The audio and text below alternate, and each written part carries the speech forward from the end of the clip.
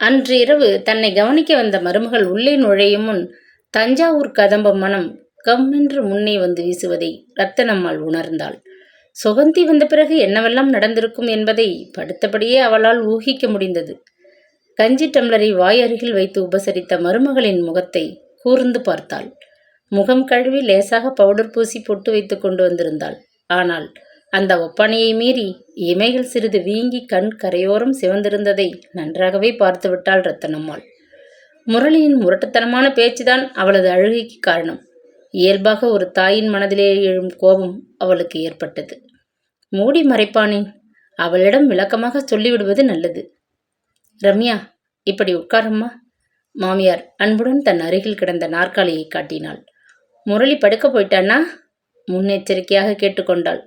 இன்னைக்கு என்னை பார்க்க வந்தாலே சுகந்தி, அந்த பெண் நமக்கு ஒரு வகையில் தூரத்து உறவு. அப்படித்தான் அவங்க சொன்னாங்க. ரம்யா முணுமுணுத்தாள். பக்கத்து கிராமம் அவங்க ஊர். அவளுடைய அப்பா ஓய்வு பெற்ற பள்ளிக்கூட வாத்தியார். சுகந்திக்கு ஒரே ஒரு அண்ணன் தான் கூட பிறந்தவன். அவன் படித்து இராணுவத்தில் சேர்ந்து விட்டான். அவனுக்கு கல்யாணமாகி ஆக்ரா பக்கம் இருக்கிறதாக கேள்வி. இப்போதாவது தான் விடுமுறை கிடைச்சால் வருவான். வந்தால் என்னை பார்த்துட்டு போகிற பழக்கம் உண்டு. ஓரளவுக்கு அந்த குடும்பம் உங்களோட நெருங்கி பழகிக்கிட்டு வந்ததுன்னு சொல்கிறீங்க. ஆமாம், அவள் அப்பாவுக்கு தமது மகளை சகலகலா வள்ளியாக்கணும்னு ஆசை. சின்ன வயதிலேயே அவளுக்கு பக்கத்து டவுனில் இருந்து வாத்தியாரை வரவழைச்சு வீணை கற்றுக் கொடுத்தார். அவளும் கெட்டிக்காரியாக அதை வாசிக்க விரைவில் கற்றுக்கிட்டா. உள்ளூர் பள்ளிக்கூட படிப்பு முடிஞ்சதும் அவளை திருச்சிக்கு அனுப்பி படிக்க வச்சார். அங்கே ஹாஸ்டலில் தங்கி பெண்கள் கல்லூரியில் பிஏ படித்து முடித்தாள். லீவுக்கு வரும்போதெல்லாம் அவளும் அவள் அம்மாவும் எல்லைக்காளி கோயிலுக்கு கும்பிட வருவாங்க. சாயங்காலமாக ஊருக்கு போகிற பழக்கம். என்னை அந்த பொண்ணு அத்தைன்னு உறவு கொண்டாடுறது உண்டு.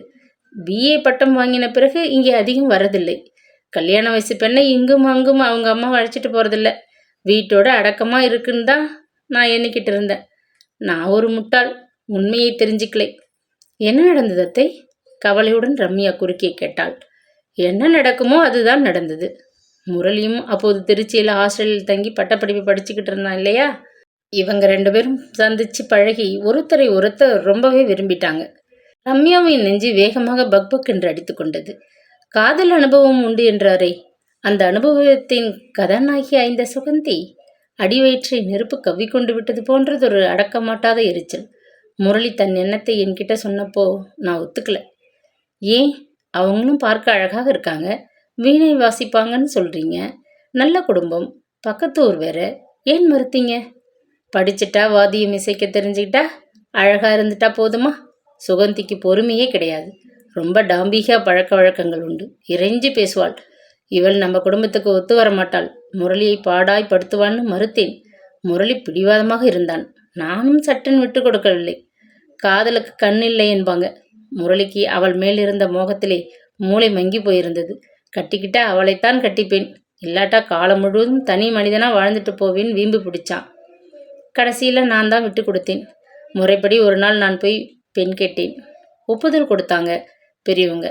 கல்யாண செலவிலிருந்து நகைகள் போட்டு கூரை எடுக்கிற வரை எல்லாம் பிள்ளை வீட்டை சேர்ந்தது. வரதட்சணை என்பதில் நம்பிக்கை இல்லை. பெண்ணை மட்டும்தான் கட்டி கொடுப்பேன், மீதி பொறுப்பு உங்களுடையதுன்னு வாத்தியார் ஐயா கண்டிப்பாக பேசிவிட்டு இருந்தார். எல்லாத்துக்கும் ஒத்துக்கிட்டேன். அறுவடைக்கு பிறகு கல்யாணத்தை வச்சுக்கலாம், அப்பத்தான் கையில் 4 காசு இருக்கும்னு கேட்டுக்கிட்டு இருந்தேன். ஒப்புக்கொண்டாங்க. அதுவரை இந்த சங்கதி கொஞ்சம் ரகசியமாகவே இருக்கட்டும்னு சொன்னார். 2 வீட்டவங்களுக்கும் ரொம்ப நெருக்கம் என்பது பலருக்கு தெரியும். ஆனால் கல்யாண பேச்சுவார்த்தை நடந்திருக்கு என்பது யாருக்கும் தெரியாது. முரளி அப்போதெல்லாம் வீட்டிலேயே தங்குவது ரொம்ப அரிதாக போச்சு. வயக்காட்டு வேலைகளை அவசரமாக கவனிச்சுட்டு பக்கத்து கிராமத்துக்கு போயிடுவான். நினைச்சப்போ அங்கே ஓடி போய் நிற்கணும்னே தான் ஸ்கூட்டரை கூட வாங்கிக்கிட்டான். அப்படி ஒரு ஈர்ப்பா அந்த சுகந்தி மேல். கேட்க கேட்க ரம்யாவுக்கு பொறாமை பொங்கி கொண்டு வந்தது. எனக்கு மட்டும் உள்ளூர ஒரு உறுத்தல் இருந்தது. இந்த கல்யாணம் நடக்குமா? இந்த வாத்தியார் ஐயா பண ஆசை பிடிச்சவர்னு சொல்லிக்கிறாங்களேன்னு கவலைப்பட்டு கொண்டு இருந்தேன். என் மகனுக்கு அந்த பெண்ணை கேட்டிருக்கோம், ஒப்புதல் தந்திருக்காங்கன்னு நான் ஊர் முழுவதும் டமாரம் அடிக்காமல் இருந்தது ஒரு வகையில் நல்லதாக போச்சு. என்ன நடந்தது? கல்யாணம் கூடி வராது நின்று போச்சு அத்தை. நிச்சயதார்த்தம் ஊரறிய செய்து முடிக்கிறதுக்கு முந்தியே பெண்ணை பெற்றவர் முந்தி கொண்டு விட்டார். ஒரு நாள் காலை அந்த வாத்தியார் ஐயா திடுதிப்புன்னு இங்கே வந்து நின்றார். எங்கள் குலதெய்வத்துக்கு பூ கட்டி வச்சு பார்த்தோம், மறுப்பு வந்து விட்டது. மனம் நல்லா இல்லை. அதனால நீங்க முரளிக்கு வேற இடத்துல பெண் பார்த்துக்கோங்கோ. ஒரே வார்த்தையில் என்னையும் என் மகனையும் மேல் வேட்டியை உதறி எறிகிறாப்புல பேசிட்டார். வெறும் பேச்சுவார்த்தையோடத்தானே நின்ன சங்கதி. அதனால பெண்ணை கொடுக்க அவர் மறுத்ததால் நாங்கள் ஏதும் செஞ்சுக்க முடியல. கல்யாணம் 1000 காலத்து பயிர். உங்கள் மனசில் நெருடல் ஏற்பட்ட பிறகு சம்மதம் செய்துக்கிறது குடும்பத்துக்கும் நல்லதில்லை. நானும் விட்டு கொடுக்காது பேசி முடித்தேன். சங்கதி வேறுன்னு பிறகுதான் தெரிஞ்சது. திருநெல்வேலியில் பிரபல வியாபாரியான அவருடைய தூரத்து உறவுக்காரர் தன் மகனுக்கு சுகந்தியை கேட்டுக்கிட்டு வந்திருக்கிறார். கார், பங்களா, வைர நகைகள் என்றதும் சுகந்தி ஒரு வீசு நாழியில் காதலை ஊதி எறிந்துவிட்டு அந்த பையனை கட்டிக்க தயாராகிட்டா.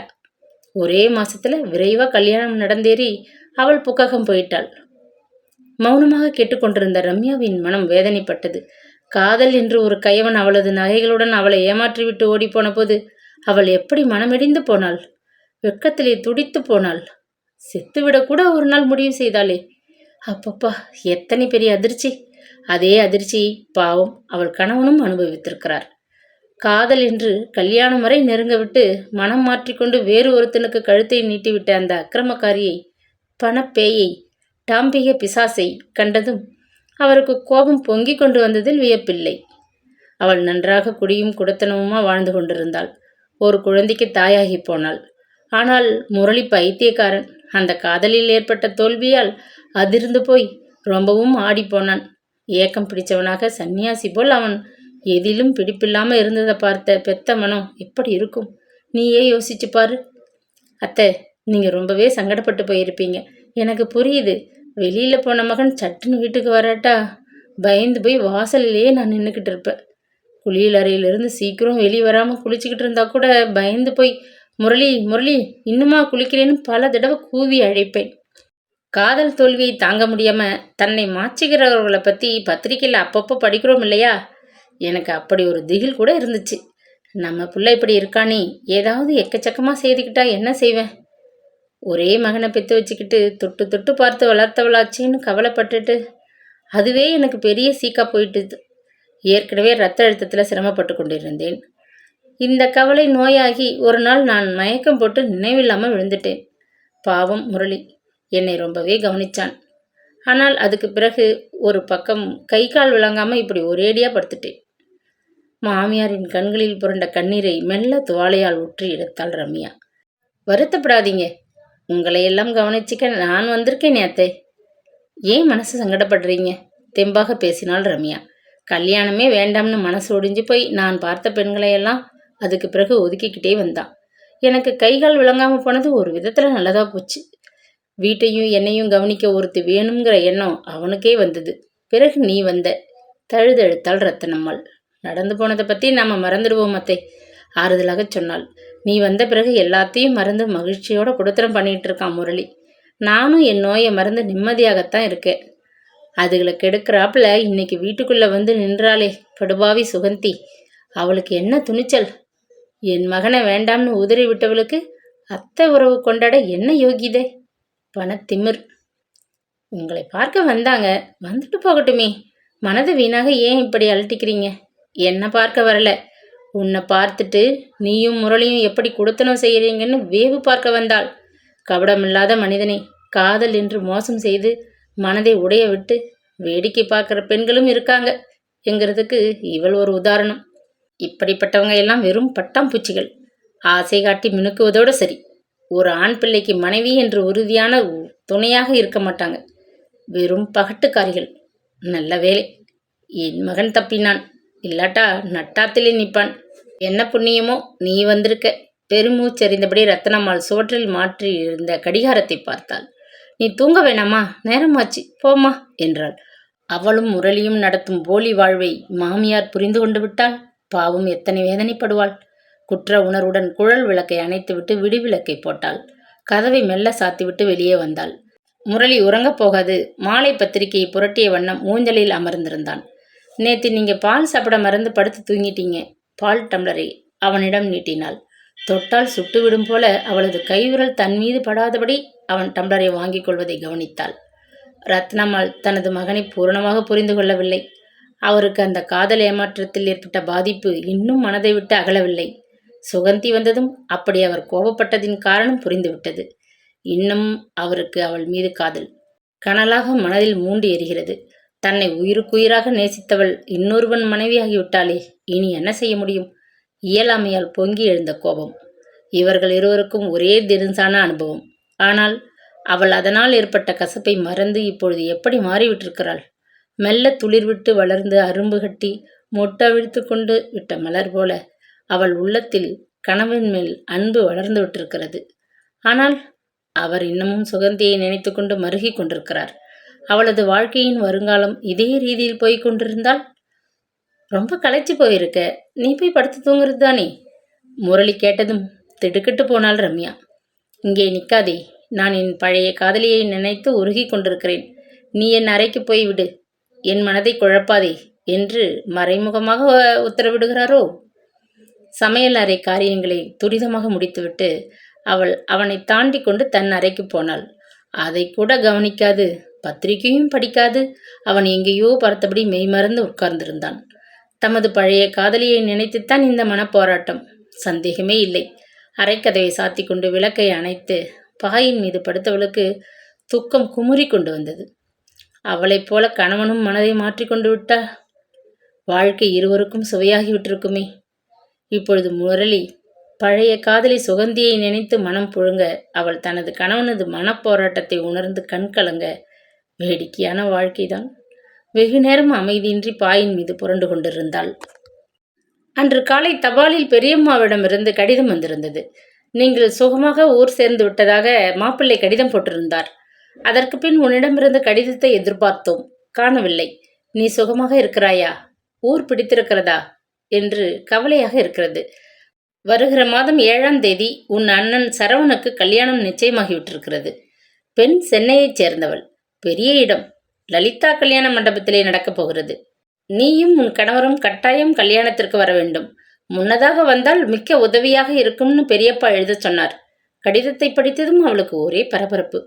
கணவனது காதலுக்கு ஏங்கியபடி அனுமதியின்றி உள்ளூர புழுங்கினாள் என்பது பெரியப்பா வீட்டுக்கு தெரியவே கூடாது. அவள் மிகவும் வசதியாக மகிழ்ச்சியாக கணவனுடன் வாழ்கிறாள் என்று அவர்கள் புரிந்து கொள்ளும் வகையில் பெட்டி நிறைய பட்டு சேலைகளுடன் மேனியை நகைகள் அலங்கரிக்க, கைப்பையில் பணம் குலுங்க பெரியப்பா வீட்டில் போய் இறங்க வேண்டும். வேலைக்கு ஒரு அலங்காரத்தில் அவர்களை திகைக்க வைக்க வேண்டும். கந்தல் சேலையிலே சிண்ட்ரெல்லா போல இருந்த ரம்யாவை இப்பொழுது பாருங்கோ என்று அவர்களை வியப்பில் ஆழ்த்த வேண்டும். வீடா பெரிய மாளிகை போல இருக்கு. தோட்டத்திலே காய்கள் மீதியாகிறது. கறவை மாடு 4 கொட்டிலில் நிற்குதே. பாலுக்கும் தயிருக்கும் நெய்யுக்கும் பஞ்சமே இல்லை. பூச்செடிகள் ஏராளம். அத்தனையும் தொடுத்து தலையில் வச்சிக்கத்தான் எனக்கு நேரம் இல்லை. தலையில் சுமையா நான் பூ வச்சிக்கிறத பார்க்க மாமியாருக்கு கொள்ளை ஆசை. என் கணவர் வீட்டு ஜாமான்களை தாமே வாங்கி போட்டு வருகிறார். ஆனாலும் என் கை செலவுக்குன்னு மாசம் கணிசமாக பணம் வேறு தருகிறார். இந்த நகையெல்லாம் என் மாமியார் செய்து போட்டது. இந்த சேலையா போன வாரம் திருச்சிக்கு போன என் கணவர் எடுத்து கொண்டு வந்து கொடுத்தார். மாதத்துக்கு ஏதாச்சும் ஒரு புது சேலை வாங்கிட்டு வந்துடுவார். வேண்டானாலும் கேட்க மாட்டார். பெரியம்மா கேட்க போகும் கேள்விகளுக்கு பட்பட்டென்று பதிலளிக்க போகிறாள். யார் தலையிலாவது கட்டணும்னு என்னை வீட்டை விட்டு சற்றென்று வெளியே அனுப்பினீங்க. இப்போ பாருங்க, எல்லா நிறைவுகளுடன் வந்து நிற்கிறேன். பெரியம்மா பொறாமையிலே மனம் குமைய வேண்டும். கற்பனையில் பல எண்ணியவளாக கடிதத்தை கணவனிடம் காட்டினாள். 4 நாள் முன்னதாக உன்னை அனுப்புகிற உத்தேசமில்லை. எடுத்த எடுப்பிலேயே சொல்லிவிட்டான் அவன். கல்யாண காரியங்களுக்கு உதவ ஆள் தேவைப்பட்டால் சம்பளம் கொடுத்து ஒரு ஆளை அமர்த்திக்கிறது. கல்யாணத்துக்கு முந்தி அவங்க வீட்டிலேயே அண்டி கொண்டிருந்த, அதனால் ஆட்டி படித்தாங்க. இப்போ நீ என் மனைவி. அங்கே போய் அடுப்படியில் நின்றுக்கிட்டு நீ கல்யாண பலகாரம் சுட்டு கொண்டிருக்க நான் அனுமதிக்க மாட்டேன். மௌனமாக அவனை சிறிது ஏமாற்றத்துடன் பார்த்தாள். உனக்கு அதுதான் பிறந்த வீடு, ஒத்துக்கிறேன். ஆனால் உங்கள் பெரியப்பா பெரியம்மா இருவரும் உன்னை தங்கள் மகளாக ஒரு நாள் கூட நினைச்சு நடத்தலை. ஆனால் உறவு என்கிற மரியாதைக்கு நாம் இருவரும் கல்யாணத்துக்கு போய்விட்டு வந்து விடுவோம், சரிதானே? அம்மாவை தனியே விட்டுட்டு அதிக நாள் வெளியூரில் தங்க முடியாது, அதையும் மறக்காதே. முரளி தன் தாயையும் வீட்டையும் தற்காலிகமாக பார்த்து கொள்ள வேலம்மாளையும் அவள் கணவனையும் வைத்துவிட்டு மனைவியுடன் சரவணனின் திருமணத்திற்கு புறப்பட்டான். 4 நாள் முன்னாடி வர சொன்னேன். முகூர்த்தத்துக்கு சித்த நாளைக்கு முன்னாடி வந்து நிற்கிற. சரி சரி, நீயும் உன் வீட்டுக்காரரும் முதல்ல போய் காஃபி பலகாரம் சாப்பிட்டுட்டு பந்தலுக்கு வாங்கோ. வழக்கமான பெரியம்மா கல்யாண அதட்டல் தோரணையில் பெரியம்மா மண்டபத்திற்குள் நுழைந்தவளை வரவேற்றாள். ரம்யாவின் நகைகளையும் அவள் உடுத்தியிருந்த பட்டு சேலையையும் பார்த்த பெரியம்மாவுக்கு உண்மையில் திகைப்பாகத்தான் இருந்தது. ஏதோ ஒரு பட்டிக்காடு, அதுல விவசாயம் பண்றவன்னு கட்டி கொடுத்தோம், முன்னை விட உப்பி தளதளன்னு தக்காளி பழம் போல வந்திருக்கிறாளே, பொறாமையாகவும் இருந்தது. பெரியம்மாவின் நாத்தி கமலா சதா பற்றாக்குறையில் வருந்துகிறவள். கொஞ்சம் பளிச்சென்று இருப்பவர்களை கண்டாலே அவளுக்கு வயிறு எரியும். கல்யாணத்துக்கு முன்னர் பல தடவை அவள் தன் அண்ணி வீட்டில் ரம்யாவை பார்த்திருக்கிறாள். அட, இந்த பெண்ணுக்கு வந்திருக்கிற யோகம்! அவள் நெஞ்சு பொறாமையில் வெந்தது. ஏதாவது குற்றம் கூறி வந்தவளை மட்டம் தட்ட வேண்டும் என்று மனது அடித்து கொண்டது. என்ன அன்பளிப்பு வாங்கிக்கிட்டு வந்திருக்க உன் அண்ணனுக்கு? ரிசப்ஷனுக்கு பின் விருந்து நடந்து கொண்டிருந்த போது பலர் முன்னிலையில் கேட்டாள். அவள் கொண்டு வந்த பரிசு பொட்டலத்தை துணிவுடன் அவிழ்த்து பார்த்தாள். ஸ்டீல் பால் குக்கர். 100 ரூபாய் இருக்குமா? கமலா கேட்டதும் ரம்யா முகம் சிவந்து போனாள். அந்த பரிசை வாங்கி கொண்டு வந்த கணவன் முரளி அதை வண்ண காகிதத்தில் பத்திரப்படுத்த முன் அவள் கேட்டாள், இதுதானா நம்ம அண்ணனுக்கு கொடுக்க போகிற அன்பளிப்பு? அவங்க நமக்கு கொடுத்த சீர்வரிசைகளை விட இது எத்தனையோ பங்கு உசந்தது. அதற்கு மேல் தர்க்கிக்க பயந்து சும்மா இருந்து விட்டாள். அவர்கள் கொண்டு வந்த கல்யாண பரிசை கமலா 4 பேர் முன்னால் அவிழ்த்து கேலி பேசியதை கேட்டு மிகவும் வெட்கி போனாள். பரிசு என்கிறது ஒரு முக்கியமல்ல, அதை கொடுக்கிற மனதில் இருக்கிற அன்புதான் முக்கியம். விட்டு கொடுக்காது அவள் பேசியதை கேட்டு அருகில் நின்ற சில இளவட்டங்கள் கைத்தட்டி, பலே, சரியாக சொன்னீங்க என்று ஆமோதித்தனர். அண்ணன் கல்யாணத்துக்கு பெரியப்பா எனக்கு வாயில் சேலை தான் எடுத்து கொடுத்தார். பட்டு சேலை தரலைன்னு நான் தவறா எண்ணிக்கலை. அவரால் முடிஞ்சதை அன்போடு செய்தார். பிறந்த வீட்டிலே ஒரு தூசியை கொடுத்தாலும் பெண்கள் அதை பொன்னாக பாவித்து போற்றி வச்சுக்கணும். அதுபோல தங்கை எதை கொண்டு வந்து கொடுத்தாலும் அண்ணன் அதை ரொம்ப உசந்த பொருளா எண்ணி எடுத்துக்கணும், இல்லையா? ரம்யா படபடவென்று பேசியதை கேட்டதும் அவள் முகத்தில் ரத்தம் ஏறிக்கொண்டு விட்டது. அவள் கேள்விப்பட்ட அந்த சங்கதியை சொல்லி ரம்யாவை ஒரு கலக்கு கலக்கி ஊருக்கு அனுப்பணும். மனதிற்குள் சவால் விட்டு கொண்டாள். ரிசப்ஷனுக்கு பின் அவசரமாக சாப்பிட்டு விட்டு அவர்கள் ஊருக்கு கிளம்பினார்கள். காலில் கஞ்சியை ஊற்றிக்கிட்டு வந்திருக்க? சரி சரி கமலா, ரம்யாவுக்கு வெத்தலைப்பாக்கு பலகார பொட்டலம் எல்லாம் கொடுத்து அனுப்பு. பெரியம்மா தன் நாத்திக்கு உத்தரவு போட்டாள். வெற்றிலைப்பாக்கு தட்டை நீட்டிய கமலா அடிக்குரலில் பேசினாள். உன்கிட்ட ஒரு முக்கியமான சங்கதியை சொல்லணும்னு காலையிலிருந்து துடிச்சுக்கிட்டு இருக்கேன். தனியா நின்று பேச ஒரு நிமிஷம் கூட கிடைக்கலை. உங்க ஊர்க்காரி ஒருத்தி இங்க வாக்கப்பட்டிருக்காளே, அவ அம்மா வந்திருந்தா மகளை பார்க்க. அப்போ உன்னை பத்தி விசாரிச்சேன். வெத்திலைப்பாக்கு பலகார பொட்டலங்களை கையில் எடுத்துக்கொண்டாள் ரம்யா. அப்படியா? எனக்கு எங்க ஊரில் ரொம்ப பேரை தெரியாது. வீட்டுக்கு வர்றவங்களிடம் பேசி பழகிக்கிறேன், அவ்வளவுதான். மாமியார் படுத்த படுக்கையாக இருப்பதால் அவங்களை விட்டுட்டு மற்றவங்களை பார்த்து பேசி பழக நேரமில்லை. அதான் அந்த அம்மா சொன்னாங்க, பட்டணத்து பொண்ணா இருந்தும் பெரிய 10ஆம் பசலியாக இருக்கு, கண்முன் நடக்கிறத கண்டுக்க முடியல. என்ன சொல்றீங்க? உன் கணவர் உன்கிட்ட நல்லா நடந்துக்கிறதா ஏமாந்துடாதே. அவருக்கு ஒரு வைப்பு ஒருத்தி இருக்காளாம், எச்சரிக்கிறேன். பகீர் என்ற உணர்வில் ரம்யா கலங்கி போனாள். நெருப்பு இல்லாமல் புகை வருமா? விசாரித்து தெரிஞ்சுக்கணும். பேர் தெரு இல்லாமல் சொல்லலையா? கலங்கிவிட்டு அவளது கண்களை பார்த்து கமலாவுக்கு பரம திருப்தி. சொன்னாங்க, வாய்க்கால் தெரு, நாச்சியப்பன் வீடாம். தாயும் மகளும் தான் வீட்டில் இருக்காங்களாம். பொண்ணுக்கு அப்பன் அவன் செத்துட்டானாம். மகளும் சின்ன வயசுதான், மல்லிகான் பேரு. ரொம்ப காலமா இது நடக்குதான். ரம்யாவிற்கு தலை சுற்றியது. இது என்ன புதுக்கதை? போதும் என்று கத்த வேண்டும் போன்றதொரு ஆவேசமான ஆத்திரம். விடைபெற்று கொண்டு புறப்பட்டாள். ரயில் பயணத்தின் போது முரளி அவளிடம் முன்போலவே மிகவும் அன்பாகத்தான் நடந்து கொண்டான். குளிருதா? இந்த மின்விசிறியை நிறுத்தட்டுமா என்று கேட்டபோது ஆத்திரம் தொண்டை வரை எழும்பி பேச முடியாது கண்களில் நீர் புரள தலையை ஆட்டிவிட்டு தடுப்பு பலகை பக்கம் திரும்பி படுத்து கொண்டாள். வீட்டுக்கு போனது முதல் வேலையாக வாய்க்கால் கரை வீட்டை பற்றி தெரிந்து கொண்டாக வேண்டும். ரொம்ப காலமாக என்கிறார்களே. சுகந்தி மேல் கொண்ட காதல் தோல்வி ஏற்பட்ட ஏமாற்றத்திற்கு வடிகால் தேடி இப்படி ஒரு தொடர்பை அமைச்சுக்கிட்டாரா? அதை விளக்கமாக சொல்ல கூச்சப்பட்டு கொண்டு பழைய காதல் விவகாரத்தை மட்டும் சொல்லி அவளை எட்டத்திலே ஒதுக்கி வச்சிட்டாரா? இருக்கும். அப்படி ஒரு சங்கதி இருப்பதால் தான் எத்தனை அழகாக அவள் சிங்காரித்து கொண்டு எதிரே போய் நின்றாலும் கூட பார்க்காதது போல் அசட்டையாக இருக்கிறார். வாய்க்கால் கரை வீட்டுக்காரி மேல அப்படி ஒரு மோகமா? சுகந்தியாவது கைவிட்டு போன விவகாரம். மல்லிகா ஒரு தொடர்கதையாக இருப்பாள் போலிருக்கே. போலியான வாழ்விலே உணர்வுகள் பொடி பொடியாக. வாழா வெட்டியாகிவிடும் ஒரு நிலை. இதைவிட பெரியப்பா வீட்டு அடிமை சோகம் மேல் போல தோணுதே. இப்போ அவங்களும் அவளை திரும்ப வரவேற்க மாட்டார்கள். முன்பு எங்களுக்கு தேடி கொடுத்த அவமானம் போதாதா?